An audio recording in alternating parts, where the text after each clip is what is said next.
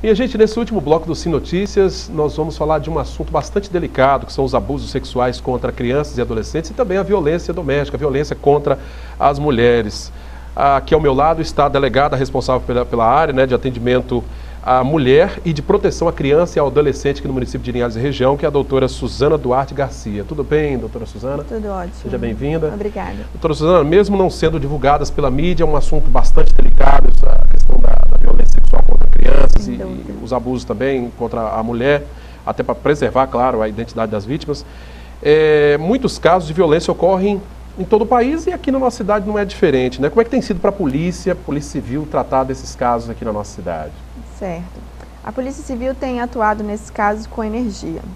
Os casos os inquéritos policiais que envolvem fatos contra a dignidade sexual de mulher e criança são tratados com prioridade na tramitação. Então a Polícia Civil tem dado máxima prioridade para esses casos, tem, nos casos necessários, representado pela prisão, cumprido os mandados de prisão e despendido o maior esforço para que esses inquéritos sejam concluídos o mais breve possível. É necessário essa prioridade em razão do perfil dos autores desses crimes. Que normalmente o autor está dentro do convívio da vítima. São pessoas muito próximas, né? Dentro do convívio da vítima, dentro do ambiente familiar. Ou é um autor que tem um perfil de reiteração criminosa. Ele não pratica aquele ato uma única vez, ele perpetrou com aquela vítima e ele é um autor em potencial a continuar perpetrando a conduta criminosa. Então, razão pela qual é necessário, ante a gravidade dos fatos, a Polícia Civil ela tem trabalhado com prioridade nesses casos. E eu imagino que o maior desafio é esse, né? Porque é algo que acontece dentro das residências, né? Então, eu imagino que é algo silencioso que para vocês traz uma dificuldade muito grande de investigar. Sim, exato. Ainda é uma violência oculta, uma violência que está acobertada aí pelo manto dos lares, entre quatro paredes. Então, os elementos ainda são frágeis quando há notícia do fato.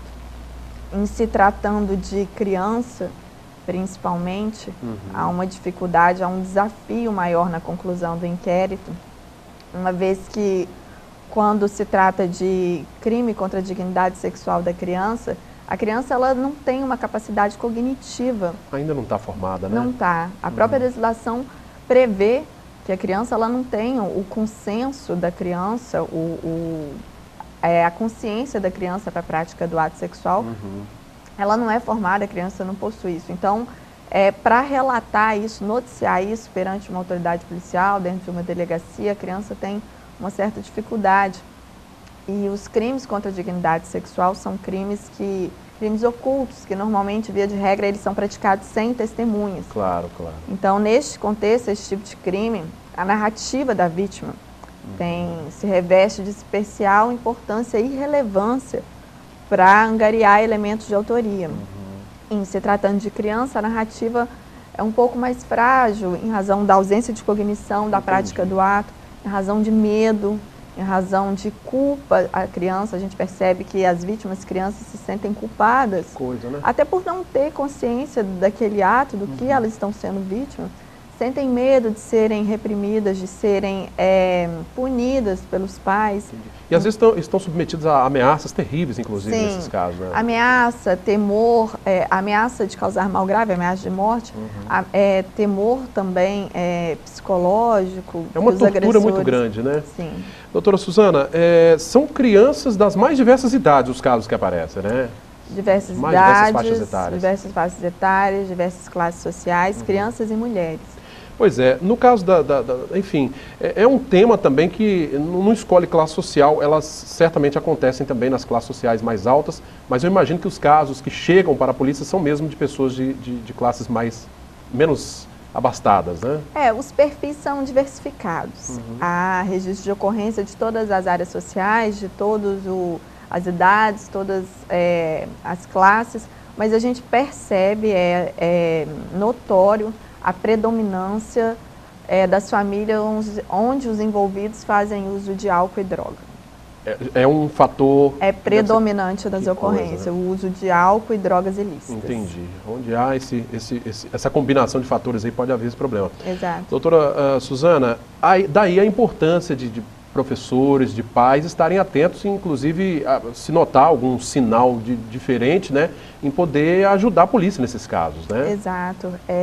Os controles sociais, né, os informais e os formais, aí os informais exercidos pela escola, pelos pais, sem dúvida, os pais orientando, sempre alerta de todas as formas, conversar claramente. Hoje em dia, se tem a possibilidade de se falar claramente com as crianças sobre o ato sexual, sobre uma educação sexual, para que elas entendam exatamente do que se trata, todo sinal de alerta de eventual agressor, eventual abordagem com conotação sexual à criança. Então, a conversa, a fiscalização dos pais, a educação na escola é fundamental. Pois é algo assim, até para a gente falar é difícil, porque traz um trauma muito grande, né? Sobretudo para quanto mais jovem, enfim. Agora, saindo um pouquinho da questão da criança e do adolescente, no caso das mulheres, a gente vê também, Linhares tem um retrospecto de violência muito grande contra a mulher.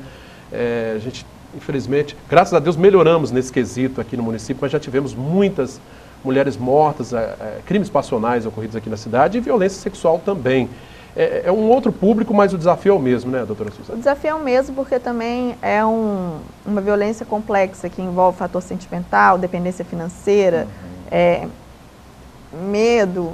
Então, como você disse, graças a Deus a gente tem conseguido evitar, com as medidas que a gente tem à disposição, evitar a dimensão trágica da violência, que é o feminicídio, que é o assassinato da mulher. Da vítima, né? Então, a gente, de forma alguma, quer que isso aconteça. Então, as medidas preventivas têm sido tomadas com maior efetividade. Tem à disposição da mulher.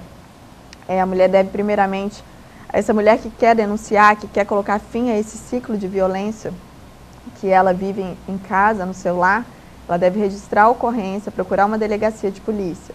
Funciona 24 horas, está à disposição aqui em Linhares, 16ª Regional, está 24 horas, 7 dias por semana à disposição. De ferramenta, hein? Então, ela seja através da delegacia de atendimento à mulher, seja através do plantão da Polícia Civil. Bacana. Então, a mulher, ela registra a ocorrência, no mesmo momento em que ela registra a ocorrência, ela presta declarações sobre os fatos, naquele mesmo momento. E ainda ali naquele momento ela tem a faculdade de requerer a concessão das medidas protetivas de urgências. Tem direito a isso. Claro. Tem direito. Aí naquele momento o registro da ocorrência... Se sentir ameaçada e tudo mais. Exato. E aí a gente reduz a termo o pedido, encaminha para o juiz no prazo de 24 horas, que vai de 48 horas, que vai proferir a decisão, vai deliberar se concede ou não. Ainda na delegacia, se for o caso, ela é encaminhada para a realização de exame de lesões corporais. E, posteriormente, esse registro de ocorrência ele vai virar um inquérito policial. Se for o caso, vai ser representado pela prisão preventiva do agressor. O agressor, não havendo necessidade da prisão preventiva, a prisão cautelar, ele vai ser intimado para prestar declarações. Se houver testemunhas, elas serão ouvidas, o inquérito vai ser concluído e remetido ao Ministério Público. E caberá ao promotor de justiça decidir se oferece a denúncia, de modo a viabilizar a punição do agressor. E... há um projeto de lei em trâmite, pendente de votação no plenário do Senado Federal, que visa alterar a Lei Maria da Penha, que é a Lei 11.340, de modo a possibilitar que o delegado de polícia possa conceder a medida protetiva de proibição de contato e aproximação da ofendida. Adiantaria muito esse processo, Exato, né? Porque a vítima não necessitaria aguardar uma decisão do Poder Judiciário. Né? Que bacana. Porque a gente sabe que, por entraves de ordem diversas, às vezes o juiz não tem condição de decidir de imediato. Claro, demora, lapso de tempo aí que pode... Sim, né? A gente tem uma média de 7 dias e às vezes a vítima não pode ser esperar preciosos, por isso. Né, doutora Suzana? Então, se esse projeto de lei for aprovado... é um avanço. É um avanço na proteção. E seria imediato ali, o delegado já... Seria imediato. Determina... E o juiz, do prazo de 24 horas, poderá rever a decisão do delegado de polícia, exato, chancelar ou revogar. Que coisa, que bacana. A gente torce para que esse projeto seja aprovado. Doutora Suzana, a lei do feminicídio, a senhora considera um grande avanço também nesse contexto? Sim, é um avanço porque qualificou o crime de homicídio. Então, ele colocou uma baliza maior de pena para o autor de homicídio, da violência de gênero, né? Então, sem dúvida, é um avanço. Quando se agrava a punição, sem dúvida, é um avanço. É óbvio que não se limita a isso. Tem outros aspectos.